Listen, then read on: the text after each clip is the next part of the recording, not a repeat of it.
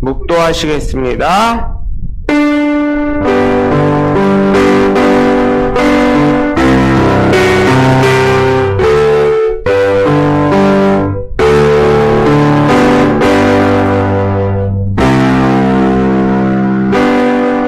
하나님은 영이시니 예배하는 자가 신령과 진정으로 예배할지니라. 아멘. 찬송가 1장이 되겠습니다.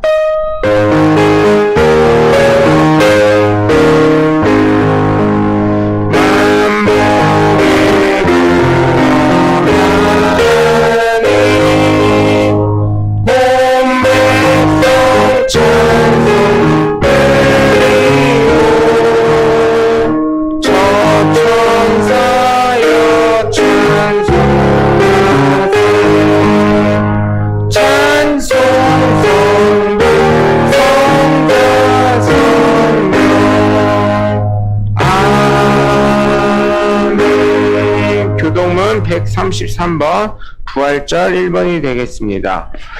교동문 133번입니다. 하나님께서 그를 사망의 고통에서 풀어 살리셨으니 이런 그가 사망에 매여 있을 수 없었습니다.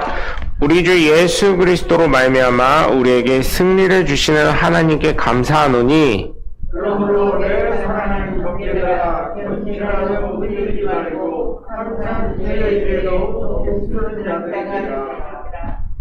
이 말을 할 때 예수께서 친히 그들 가운데 서서 이르시되 너희에게 평강이 있을지어다 하시니 그들이 놀라고 무서워하여 또 볼 것을 영으로 생각하니라.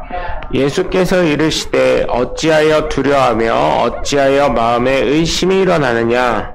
내 성사를 보고 나의 말이라. 또 나를 만져보라. 영은 살과 뼈가 없으되 너희 보는 바와 같이 나는 있으리나.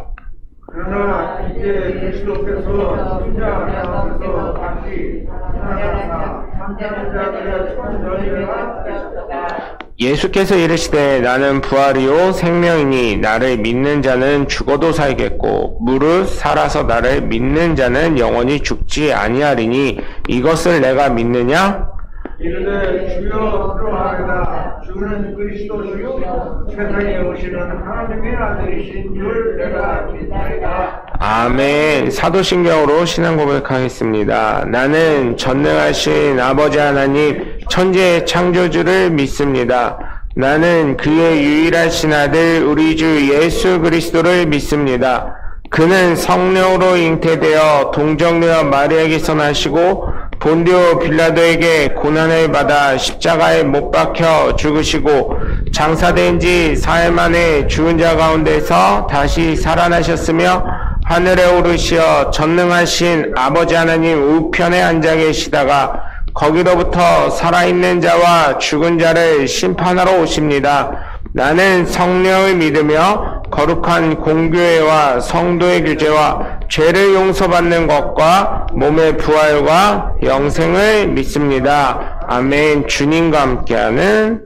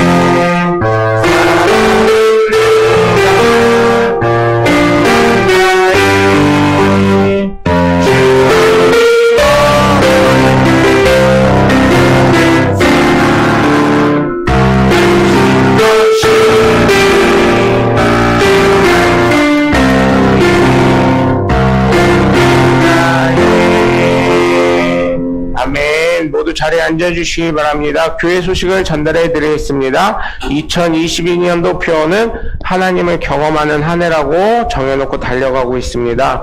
여러분 날마다 하나님을 경험하시길 주님의 이름으로 간절히 축원합니다. 코로나19의 사회적 거리 종식을 위해서 우선은 기도해 주시되 사회적 거리가 내일부터는 중단이 됩니다. 마스크만 잘 착용하면 되는 걸로 알고 있습니다. 그래서 우선 상반기는 6월달까지는 우선 이렇게 가고요. 7월달은 이제 운영위원회 성도님들과 한번 상의해서 한번 7월 달부터는 어떻게 할지 결정을 하고, 그때도 조금 저기 한다 싶으면, 왜냐면 코로나 확진자들이 계속 나오고는 있으니까요. 그래서 내년으로 넘길지 한번 그거에 대해서는 좀 상의를 하도록 하겠습니다. 봄철에 환절기에 건강에 유의하시고 4월은 부활의 달로 정하고 있습니다. 이번 주는 부활주일 예배로 드리고 있습니다. 유튜브에서 대전침례교회 명영석 목사를 검색하시면 어디서든 함께 예배를 드리실 수가 있습니다. 공동기도 제목과 특별히 이번 주는 홍학표 집사님을 위해서 기도해 주시는 한 주간 되시면 감사하겠습니다. 우리 164장 찬양하면서 주님 앞에 귀한 예물 드리도록 하겠습니다.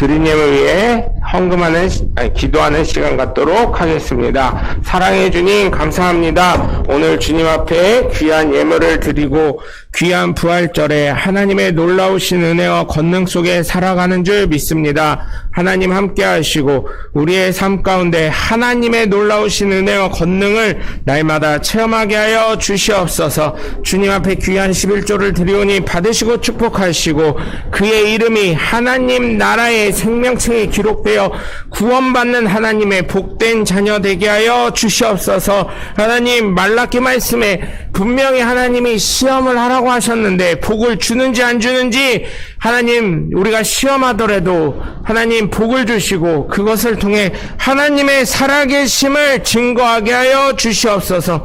하나님 부활절을 맞이하여 기도 제목으로 감사로 주님 앞에 귀한 감사의 예물 드리오니 받으시고 축복하시고 주님께서 부활하심으로 말미암아 하나님이심이 증명된 줄 믿습니다. 하나님, 우리도 그 예수 그리스도를 온전히 붙잡고 나아가게 하시고 믿음으로 믿음에 더하는 하나님의 귀한 의인들 되게 하여 주시옵소서. 하나님, 선교 예물 드린 손길이 싸우니 받으시고 축복하시고 하나님, 그가 어디를 가든 무엇을 하든 누구와 함께 있던 빛과 소금의 역할을 잘 감당하여 하나님의 놀라우신 은혜와 권능이 넘쳐나게 하여 주시옵소서. 하나님, 또한 주일을 맞이하여 예수님께서도 성전세를 내신 것처럼 우리 역시 주일 예물을 드리오니 받으시고 축복하시고 하나님, 정말 하나님께서 거룩하신 것처럼 우리 역시 거룩한 하나님의 복된 자녀들 되게 하여 주시옵소서. 말씀을 믿고 심어 싸우니 30배, 60배, 100배의 결실 맺게 하시고 하나님의 권능으로 물질 때문에 고민하거나 걱정하거나 어려먹게 하시고 늘 하나님과 동행하는 복된 자녀들 되게 하여 주시옵소서. 이 모든 것을 받으시고 축복하실 것을 믿사옵고 살아계신 주 예수 그리스도의 이름으로 축복하며 기도합니다. 아멘. 할렐루야. 오늘 함께 나누실 말씀은 요한복음 21장 15절에서부터 22절까지 말씀이 되겠습니다. 신약 성경 185쪽에 있습니다. 요한복음 21장 15절에서부터 22절까지의 말씀이 되겠습니다.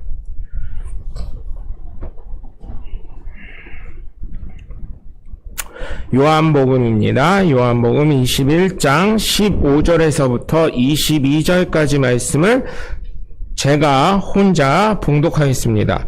그들이 조반 먹은 후에 예수께서 시몬 베드로에게 이르시되 요한의 아들 시몬아, 내가 이 사람들보다 나를 더 사랑하느냐 하시니 이르되 주님, 그러하나이다. 내가 주님을 사랑하는 줄 주님께서 아시나이다. 이르시되 내 어린 양을 먹이라 하시고 또 두 번째 이르시되 요한의 아들 시몬아, 내가 나를 사랑하느냐 하시니 이르되 주님, 그러하나이다. 내가 주님을 사랑하는 줄 주님께서 아시나이다. 이르시되 내 양을 치라 하시고 세 번째 이르시되 요한의 아들 시몬아, 내가 나를 사랑하느냐 하시니 주께서 세 번째 내가 나를 사랑하시냐 하심으로 베드로가 근심하여 이르되 주님, 모든 것을 아시오매 내가 주님을 사랑하는 줄을 주님께서 아시나이다.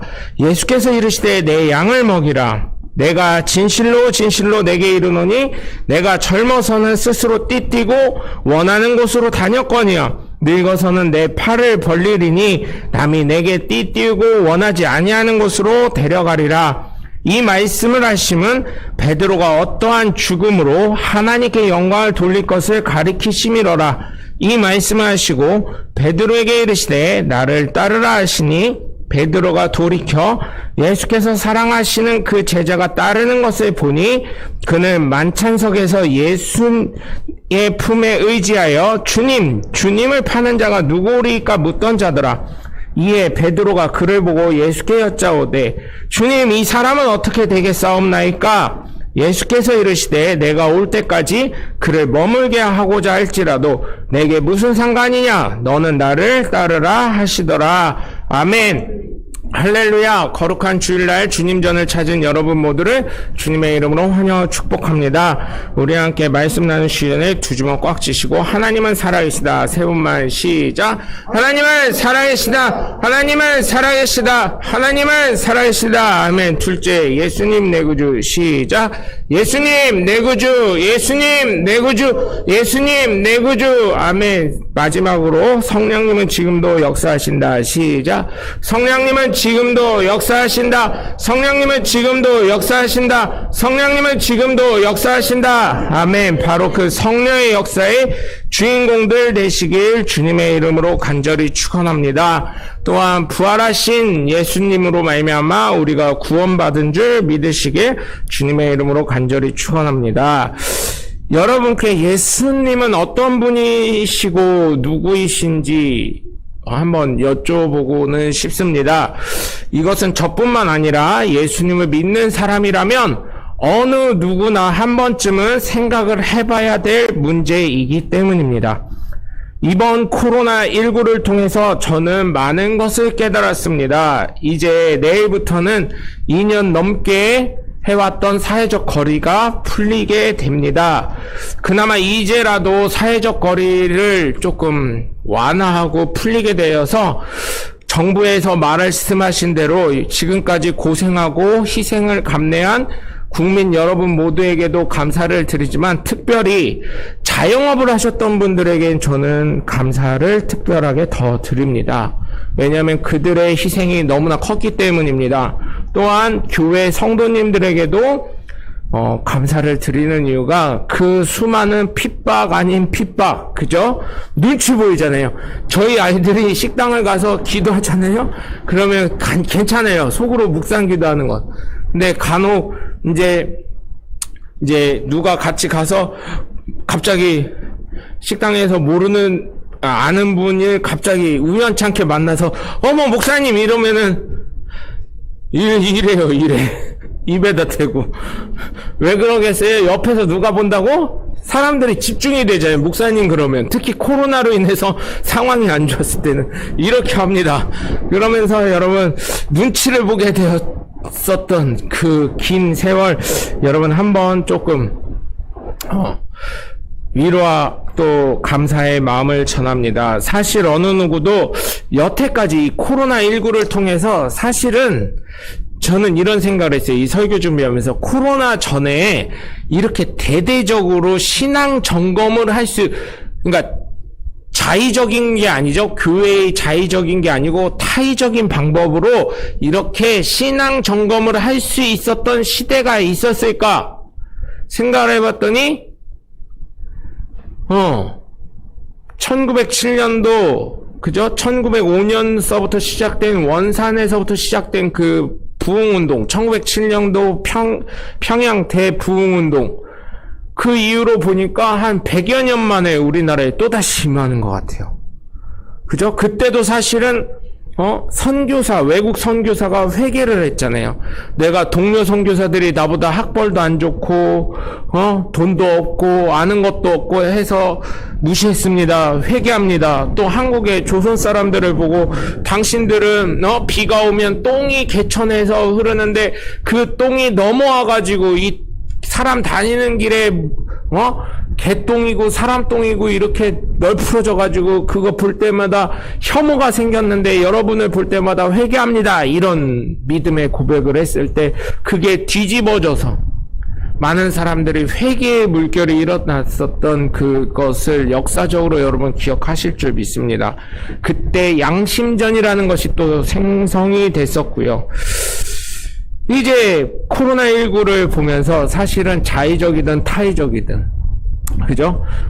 각 교회마다 이렇게 유튜브나 줌이나 이런 걸로 영상 예배를 드리는 경우도 있었지만 사실은 성도가 많은 교회들이 늘기보다는 준 경우가 굉장히 많이 있음을 알 수가 있습니다.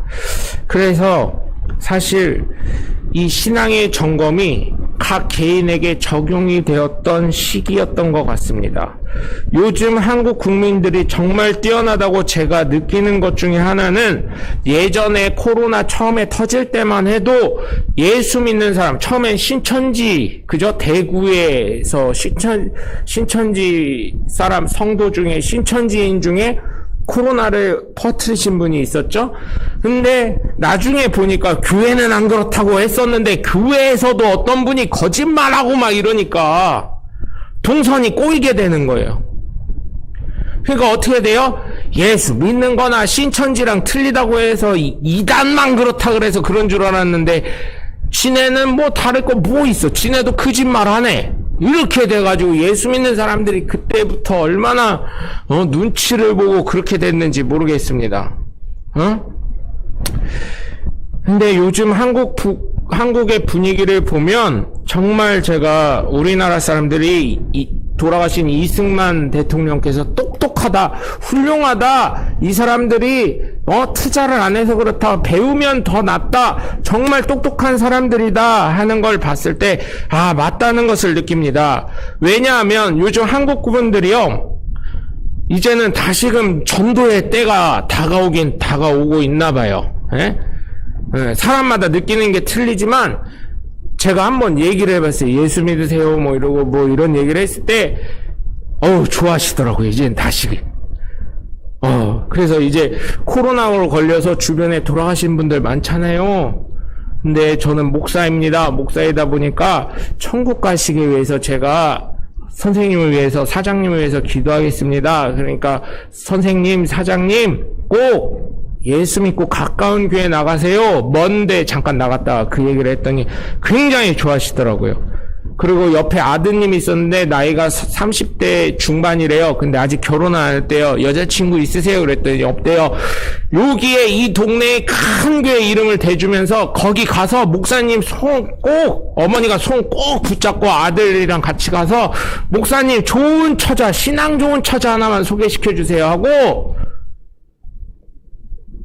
꼭 여자친구 만들어서 결혼하셔요? 이렇게 얘기했더니 너무너무 좋아하시더라고요. 교회에 그런 방법이 있습니까? 이러더라고요.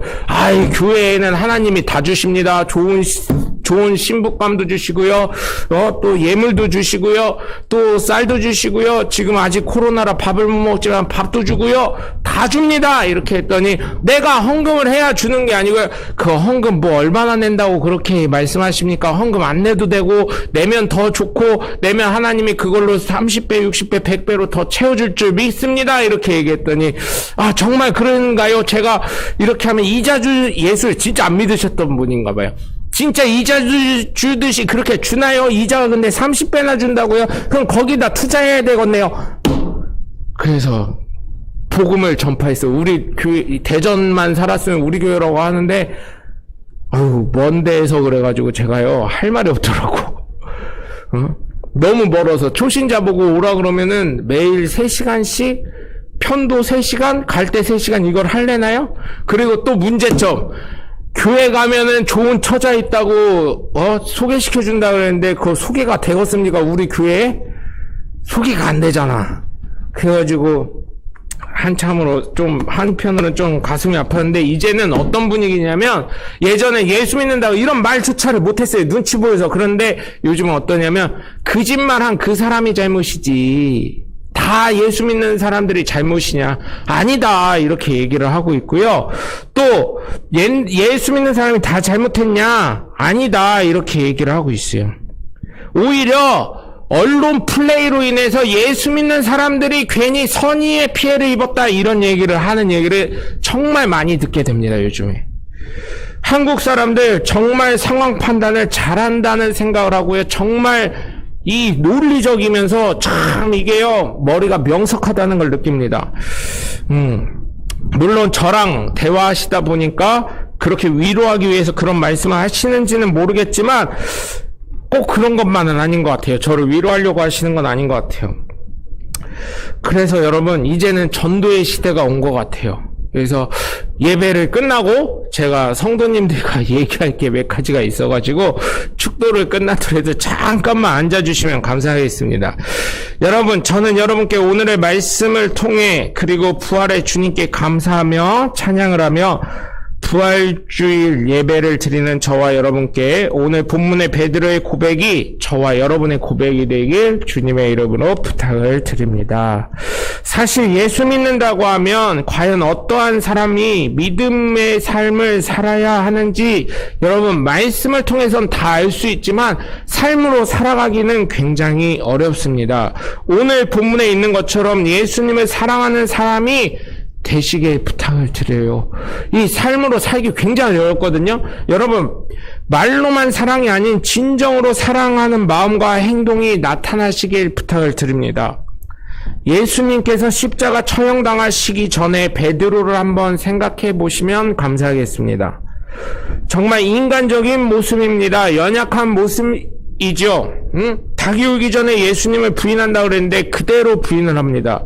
저는 절대 안 하겠습니다 했는데 예수님이 아니다 너 절대로 부인할 거다 그랬더니 부인을 하지요. 사람적인 모습이 나옵니다. 그런데 오늘 예수님의 부활을 경험하고 체험한 베드로는 예수님을 라비어라고 하지 않고 주님이라고 고백을 하면서 예수님을 사랑한다고 고백을 합니다. 죽은 줄 알았던 예수님의 무덤에 갔었는데 예수님을 쌌던 세마포만 있고 예수님은 없었을 뿐만 아니라 예수님께서 나타나셔서 그의 못자국, 창자국을 보여주시면서 예수님의 부활을 선포해 주셨는데 베드로의 입장에서는 어떠한 마음이 들었겠습니까? 두 가지 마음이 들었을 거예요. 하나는 일반적으로 유대인이 지금도 생각하는 것처럼 도둑놈이 어떻게 해요? 예수님의 시신을 데려갔다. 근데 예수님 제자 중에 그들을 말하는 예수님의 제자 중에 그 말을 실현하고자 예수님의 시신을 가져갔다 이렇게 얘기를 하는데 그게 아니잖아요? 예수님 부활하신 거잖아요. 예수님 부활하셨습니다. 그러니까 첫 번째는 우리가 아니더라도 누군가는 가져갔나? 이런 생각을 했을 것 같아요. 베드로 생각엔. 세마포만 있는 걸 보고. 또 두 번째로는 예수님이 진짜 부활했을까? 근데 이 시대만 하더라도 부활이라는 거를 생각하기 굉장히 어려운 시대였거든요. 그래서 부활을 생각할 수 있었을까? 예수님 아무리 말씀하셔도 개념이 없었기 때문에 그들은 예수님을 배신하고 다른 길로 다 갔고 예수님의 죽음의 자리에서 멀리 떨어져 있었는데요. 아마도 여러 가지 마음이 들 수 있었지만 그 어떠한 마음보다 인간적인 모습을 베드로가 마지막을 보였기 때문에 예수님이 십자가 처형을 당한 다음에 그러한 소식을 들었을 때도 미안한 마음이 들지 않았을까 그런 생각이 듭니다. 그래서 예수님을 다시금 만나고 체험했을 때 다시금 어떻게 해요? 예수님이 그물을 던져라 했을 때 그물에서 다시 물고기를 잡으니까 베드로가 다시금 그 바다로 들어갔잖아요. 호수로 들어가서 나는 죄인입니다 하고 다시금 깨닫게 되는 모습을 볼 수가 있습니다. 여러분 사실은 예수님과 베드로의 이 본문을 가지고 동성애자들이 또 간혹 그렇게 얘기하는 걸 들었습니다. 예수님도 베드로 보고 네가 나를 사랑하느냐 물어봤다는 것은 남자가 남자를 사랑하는 거 아니냐.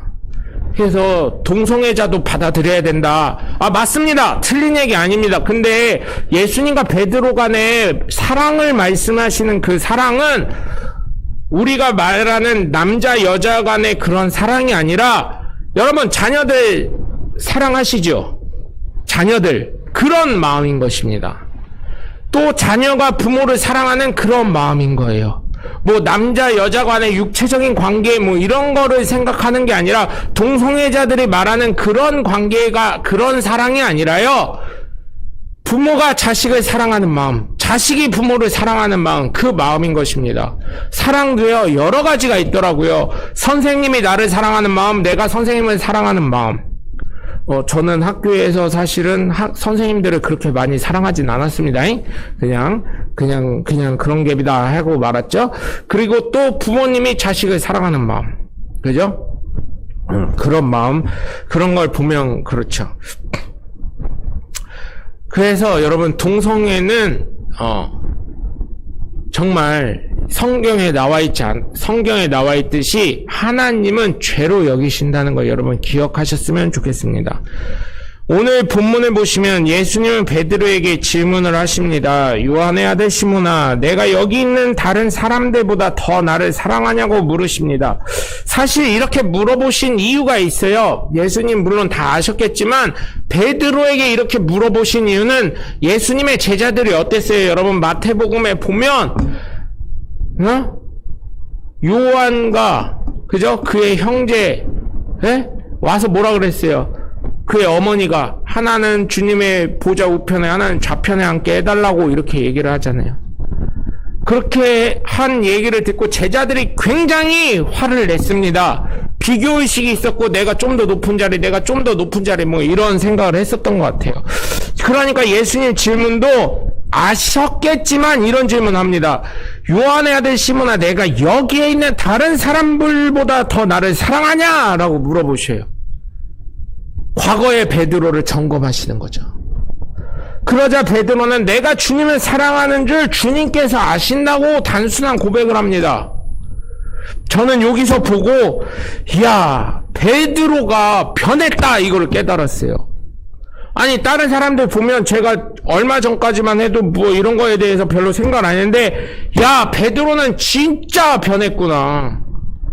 주님의 사람이 되었구나. 이걸 물론 사도행전 나중에 보면 주님이 승천하시고 나서의 문제, 고넬료의 집에 갈 때 문제가 있었지 않냐 이렇게 얘기하시면 또 없지만 어쨌든 육체적인 관계, 육신적인 연약함을 많이 벗어냈구나. 이거를 깨달았습니다. 왜? 그랬으면 그럼요 주님, 제가 여기 있는 사람들보다 제가 주님을 사랑하는 줄 주님이 아십니다. 이렇게 대답을 해야 되는데 뭐라고 해요? 내가 주님을 사랑하는 줄 주님께서 아십니다. 라고 고백을 합니다. 이 얘기는 뭐예요? 주님, 이 사람들과는 상관없고요. 저랑 주님과의 1:1 관계가 중요합니다. 주님과 저와의 1:1 관계에서 제가 주님을 사랑하고 주님께서 저를 사랑하시면 저는 문제 없습니다. 이 믿음의 고백을 한 줄 믿으시길 주님의 이름으로 간절히 축원합니다. 여러분, 신앙은 어때요? 예? 신앙은 어떻습니까? 신앙은 나와 예수님과의 1:1 관계인 것을 믿으셔야 돼요. 부활하신 주님을 여러분 스스로 그 부활하신 주님을 체험하고 경험하고 인정하고 감사할 줄 알고 그것이 은혜임을 깨달을 때 구원이 오늘도 다시금 임하는 것입니다. 다시금 여러분의 믿음이 성장을 하고요. 새롭게 거듭난 사람이 되는 거예요. 네? 그렇기 때문에 저는 여러분께 부탁을 드립니다. 베드로의 이 대답의 태도가 바뀐 것처럼 여러분의 1:1 관계가 주님과 온전해지고 날마다 주 예수 그리스도를 체험하시길 주님의 이름으로 간절히 축원합니다. 그러자 예수님께서는 내 어린 양을 먹이라고 하십니다. 여기서 내 어린 양은 베드로처럼 인간적인 모습을 가졌던 신앙적으로 연약한 사람들에게 성장하도록 믿음의 성장을 도우라는 주님의 말씀으로 저는 깨닫게 되었습니다. 이것처럼 여러분, 저와 여러분 한번 생각해 봐야 합니다. 먼저는 과연 나는 어떤 존재의 양인가? 여러분, 우리는 주님의 말씀을 믿고 살아가는 거룩한 양입니다. 그렇다면 나는 어떤 존재의 양인가? 그리고 또 더 나아가서 나는 진짜 양인가? 그 생각을 한번 해봐야 될 줄 믿습니다. 예수님께서 그 어린 양을 맡기실 만한 베드로 같은 사람이 되었나?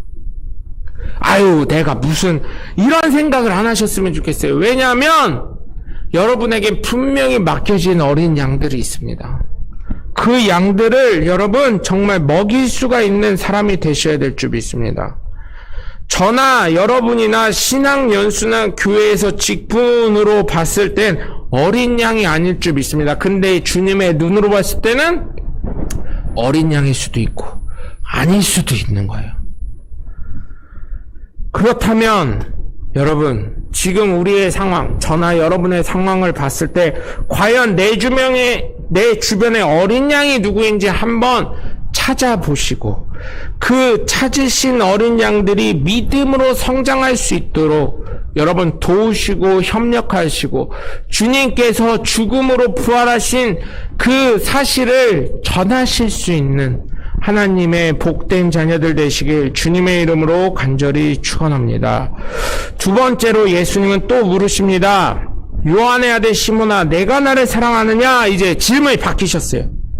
주님, 그러합니다. 내가 주님을 사랑하는 줄 주님께서 아십나이다. 이렇게 이제 베드로가 말을 합니다. 내가 나를 사랑하느냐? 왜 이렇게 질문하셨을까요? 베드로가 변화가 되고 진보가 된 것을 예수님께서는 첫 번째로 확인하시고 그의 대답에 대해서 다시금 질문을 받고 하신 것입니다. 이제는 비교가 아닌 예수님과 나와의 관계가 중요한 줄 예수님은 베드로가 깨달은 줄 아시고 질문하신 것입니다. 베드로가 내가 주님을 사랑한 줄 주님께서 아신다고 다시금 대답을 했을 때 이것은 베드로의 신앙의 고백인 것입니다. 나와 예수님의 관계가 정말 중요한 것입니다. 네? 나랑 예수님과의 관계가 다른 사람과 비교하면서 신앙생활을 하시는 분들이 때론 있었어요. 저도 어릴 때 정말 어린 양 미련했을 땐 어떤 생각을 가졌냐? 신앙의 비교, 라이벌이 있다고 생각했었어요. 그런데 지금은 그게 아니에요. 하나님과 나와의 관계가 중요한 거예요. 내가 날마다 하나님을 의식하며 살아가느냐 안 살아가느냐, 그것이 중요한 거더라고요.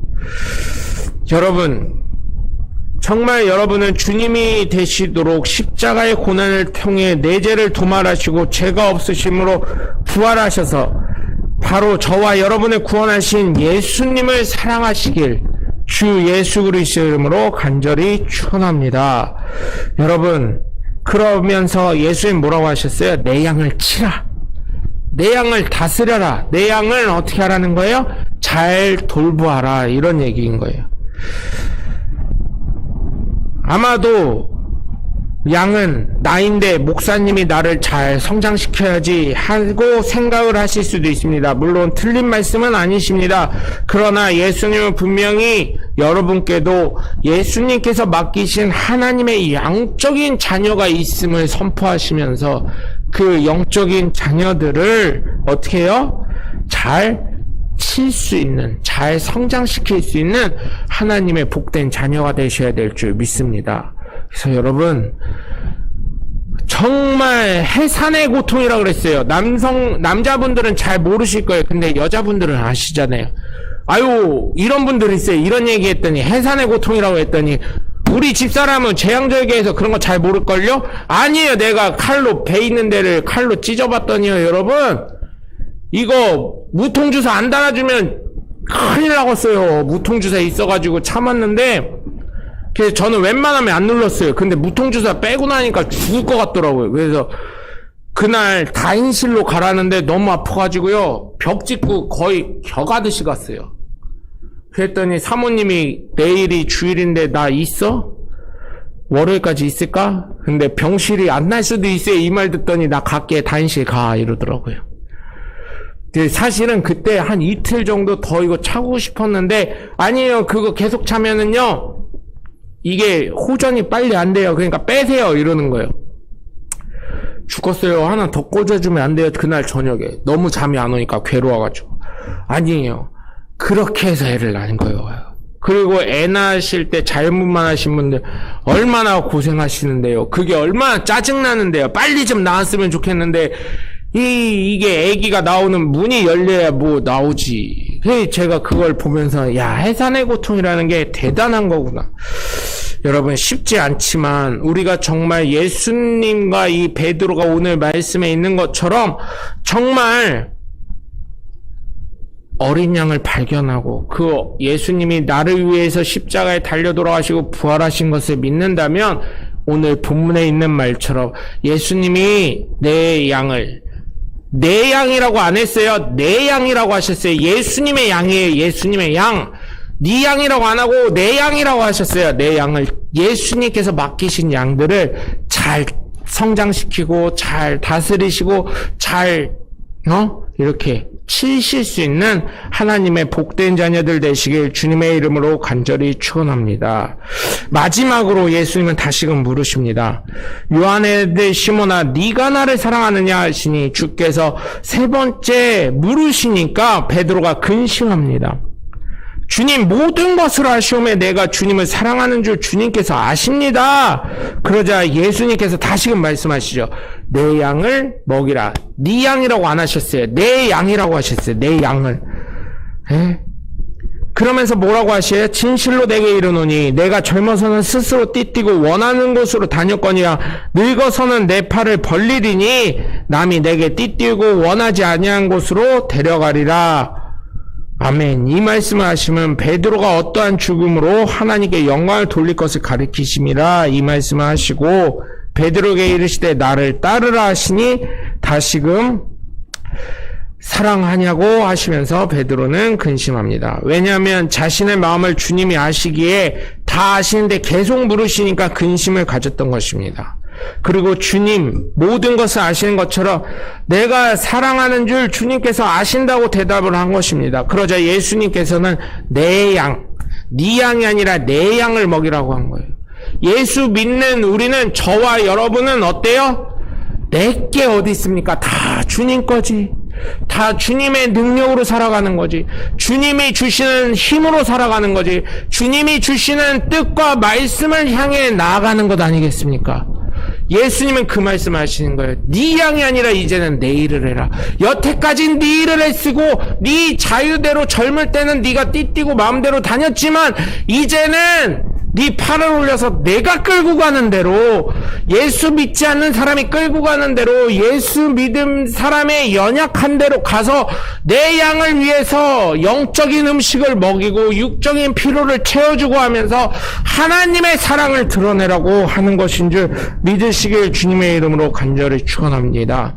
그래서 오늘 말씀에도 보면 베드로가 어떻게 죽을 것인지를 알려주셨다고 하는데, 베드로의 순교는 결국 어떻게 돼요? 여러분이 다 아시는 것처럼 베드로는 어떻게 순교했습니까? 예수님은 곧바로 이렇게 순교하셨지만 십자가에 못 박힌 다음에 어떻게 했어요? 거꾸로 뒤집어서, 여러분 뒤집는 것도요, 건강을 위해서 요즘에 거꾸로 한다고 해가지고 이거 기계 이렇게 해가지고 하는 거 하시잖아요. 간혹 하시는 분들이 있더라고요. 거꾸리 피를 반대로 하는 거 한 5분만 하세요 이렇게 하는데요. 여러분, 그거를요 죽을 때까지 했다고 한번 생각해 보세요. 굉장히 어려운 것입니다. 베드로가 나이도 많았습니다, 순교할 때. 그런데 그렇게 해서 십자가를 거꾸로 해서 죽게 합니다. 죽어도 힘든 십자가의 청에서도 거꾸로 달려 십자가에 처형받는 순교자의 삶이 되어서 예수님을 사랑한다는 그의 입술의 고백을 스스로 증명한 줄 믿습니다. 여러분, 그래서 제가 여러분에게 십자가에 거꾸로 달려 돌아가시라는 얘기는 아닙니다. 그러한 심정을 가지고, 나를 죽이는 심정을 가지고, 예수 그리스도가 나를 위해서 십자가에 달려 죽으시고 죄가 없기 때문에 3일 만에 부활하신 것처럼 나를 죽임으로 말미암아 나를 십자가에 못 박은 것 같은 심정을 가지고 예수 믿지 않는 분들, 내가 사랑하는 분들, 그런 분들에게 이 부활의 소망을 전해야 되지 않겠습니까? 그러한 분들 되시길 주님의 이름으로 간절히 축원합니다. 베드로에게 예수님이 랍비가 아닌 주님이 되신 것은 물론 수많은 기적과 이적, 그리고 하나님의 뜻을 행하심, 말씀의 성취도 있었지만, 정확하게 말씀을 드리자면 예수님께서 부활하신 그 못자국 그대로, 창자국 그대로를 베드로를 포함해 많은 사람에게 보여주신 다음에 변화가 일어난 줄 저는 믿습니다. 물론 예수님의 승천 전까지 예수님의 행적을 예수님께서 사역하셨던 3년의 공생의 시간처럼 자세히 기록되진 않았지만, 그때 제자들이 때로는 주님으로부터 신앙적인 부분으로 고백을 한 것도 있었지만, 예수님이 부활하시고 난 이후로는 랍비라고 부른 예수님의 제자가 없었다는 거, 다 주님이라고 했다는 거, 부활하신 예수님을 만나고 승천하시기 전까지 예수님을 주님이라고 부른 것을 볼 때 예수님은 저와 여러분에게 어떤 분이 되어야 될 줄 믿습니까? 바로 이 세상을 창조하실 때부터 살아계신 하나님일 뿐 아니라 말씀이 육신이 되어 저와 여러분을 구원하시기 위해 이 땅에 오신 만왕의 왕이고 만유의 주이시고 그리스도가 되심을 믿으시길 주님의 이름으로 간절히 축원합니다. 여러분, 그래서 오늘 본문 22절에 있는 것처럼 때로는 내가 예수님 곁에 있지는 않더라도 그가 어떻게 사용이 되고 언제까지 주님께서 쓰실지라도 그를 상관할 것이 아니라 나와 예수님과의 관계를 생각하면서 예수님을 주님으로 믿으시고 그리스도인으로 삶을 살아가시면서 예수님을 배우고 섬기며 따르는 하나님의 복된 자녀들 되셔서 여러분의 삶을 통해 내 양이 아닌 예수님의 양을 먹이고 치리하고 다시금 키우고 또다시 그들의 필요를 채워주실 수 있는 하나님의 복된 자녀들이 되셔서 여러분의 입술을 통해 예수님을 주님으로 고백하도록 날마다 주님과 동행하는 하나님의 복된 자녀들 되시길 주님의 이름으로 간절히 축원합니다. 기도하겠습니다. 하나님, 베드로를 통해 부활하신 주님이 어떤 분인지 다시금 깨닫고 주님과 저와의 관계가 베드로와 주님만을 신경 쓴 베드로처럼 우리 역시 주님만을 생각할 수 있게 하여 주시옵소서. 이번 부활을 통해 우리의 신앙도 더욱 성숙하게 하시고 더욱 성장하게 하시고 거듭나게 하셔서 하나님과 나와의 관계를 신경 쓰면서 날마다 하나님을 체험하는 복된 자녀들 되게 하여 주시옵소서. 주시옵소서. 날마다 성령께서 충만하게 하셔서 하나님 우리가 성령으로 충만하게 하시고 정말 성령이 주시는 놀라운 은혜와 권능 속에 살아가게 하여 주시옵소서.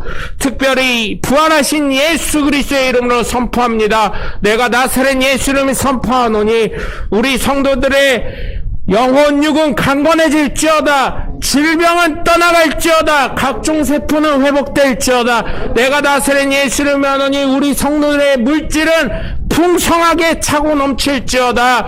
건강할지어다. 자녀들은 복받을지어다. 주여 함께 하시고 이 교회에 부흥시켜 주시고 젊은이들 오게 하시고 일꾼들 오게 하여 주시옵소서. 날마다 성령이 주시는 지혜와 지식과 명철과 부귀와 장수와 건강과 평강 속에 살아가게 하여 주시옵소서. 이제는 우리 주 예수 그리스도의 은혜와 성부 하나님의 극진하신 사랑과 성령님의 감화감동 교통 내주하심이 정말 예수님을 부활하신 예수님을 만나고 체험하고 날마다 동행할 하나님의 복된 자녀들 머리에와 그 가정과 그 가문과 이 교회 이 지역과 이 나라와 민족과 예수 그리스도의 전파된 온 열방 가운데 지금부터 영원토록 함께 하시기를 주 예수 그리스도 이름으로 간절히 축원합니다. 아멘.